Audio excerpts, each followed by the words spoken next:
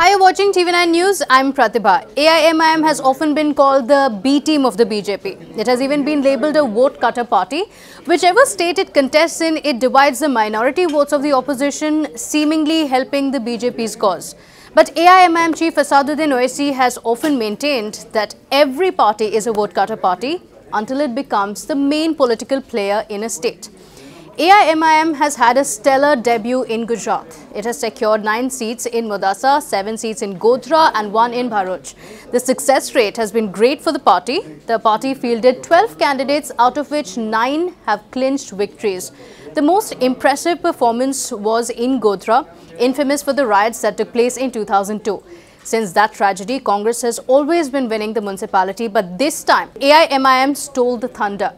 In Modasa too, AIMIM's strike rate was 75%. The CAA and NRC have been big issues in this area.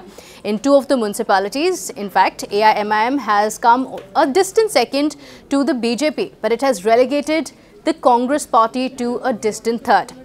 If this wasn't a setback enough, in the recently held local body elections in Surat as well, the Congress party suffered a setback with Aam Aadmi Party making inroads in Surat. To discuss more on this, I spoke to a senior reporter to get a better understanding of what the situation is on ground. Firstly, if you can tell us how significant is AIMIM's rise in Gujarat's civic body force. Tell us about the few reasons as well as you see it for AIMIM's rise in this debut. Look, AIMIM has made inroads only in some Muslim areas in Gujarat. If I name them, then in Ahmedabad, in Jamalpur and in Maktampura area, in Modasa and in Godhra. You must be remembering Godhra because of that famous, infamous train episode, where 56 car sevaks died. So it is historically for the first time, which was considered to be the bastion of Congress party. Congress could manage only 1 seat. BJP could manage 18 seats.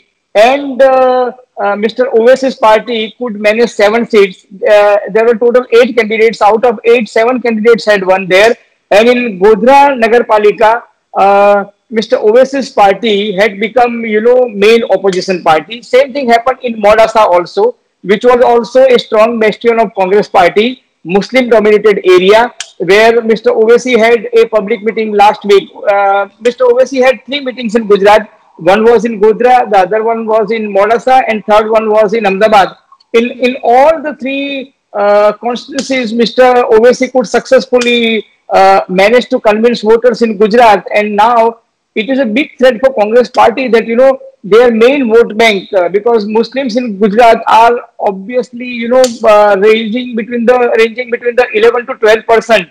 So this vote bank is shifting from Congress to Muslim party, and BJP is very happy with this development because with this polarization, BJP will get more seats than Congress and AIMIM, so that BJP is happy with this development. Okay, so there are also speculations that in the assembly elections, the AIMIM might join hands with the BTP. So how would that affect the Congress party?